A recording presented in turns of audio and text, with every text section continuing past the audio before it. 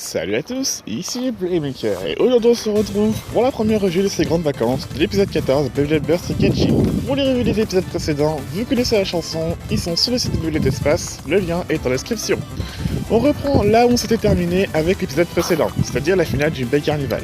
Dans cette dernière manche, Lodin va littéralement gonfler ses disques pour se donner à 100% ses capacités, et Drum va enfin perfectionner son Getche Shot. Lodin ne perd pas de temps et lance un Zwei Straight. Dragon encaisse et riposte avec le Bound de Stinger.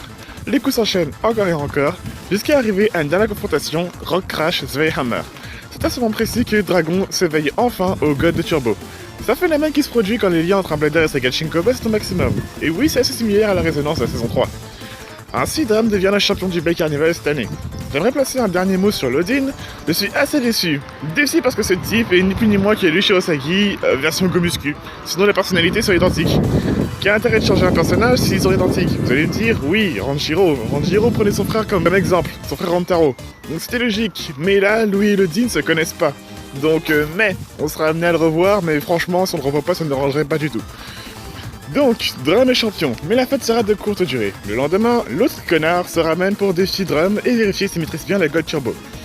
Au passage, on va apprendre que Delta fait partie des GT3.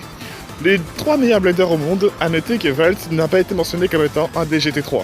Il a un certain style de combat assez particulier, mais le plus surprenant c'est qu'il peut accéder au God Turbo quand il le souhaite, exactement comme Valt. Sa toupie est Venom Diabolos Vanguard Bullet, en rotation droite de type équilibre. Son driver possède un gimmick similaire à celui de Revive et Dead Phoenix. Il y a une partie qui se détache et qui va bouger indépendamment dans le stadium. Franchement, je suis pas fan de ce driver.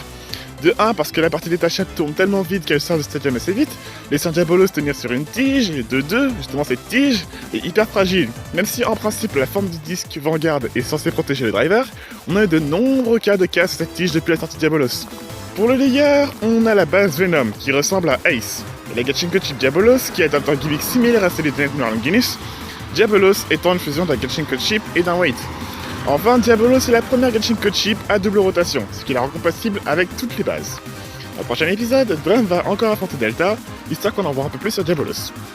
Vous avez vu la miniature de la vidéo, comme l'année dernière à la même période, avec Beyblade Burst Turbo, dans le nom officiel Hasbro de la saison 4, Beyblade Burst Rise.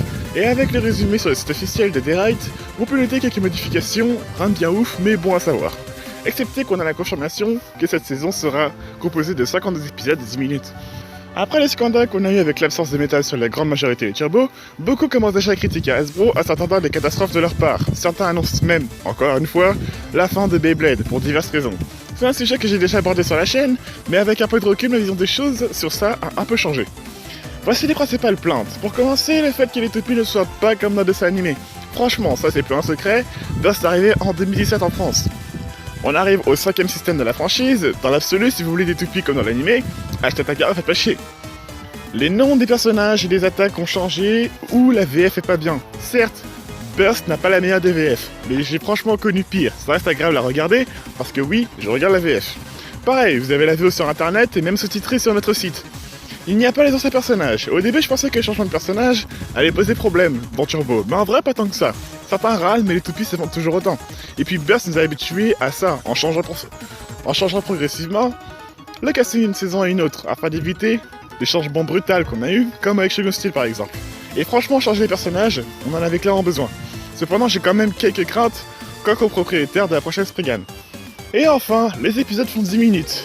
Du coup, vu qu'on a la confirmation des 52 épisodes, les épisodes ne seront pas compilés en format 20 minutes. Bah comment ils vont faire?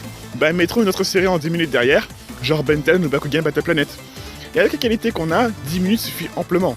En vrai, Turbo aurait été une meilleure série s'il avait été aussi en format 10 minutes. Avis personnel. Enfin bref, tout ça pour dire qu'honnêtement, je ne m'inquiète pas du tout pour l'avenir de Beyblade Hasbro. En soi, si Beyblade venait à avoir des difficultés, ce serait plus à cause de son futur concurrent, Bakugan Battle Planet. Je suis en train de m'intéresser à la franchise, d'ailleurs une vidéo est en préparation sur ce sujet, donc le jeu et l'animé, qui ont déjà conquis le Japon et les US. Après, seul l'avenir nous le dira. Cette vidéo est à présent terminée, n'hésite pas à laisser un commentaire si ça vous a plu, c'est Playmaker, et je vous dis à la prochaine.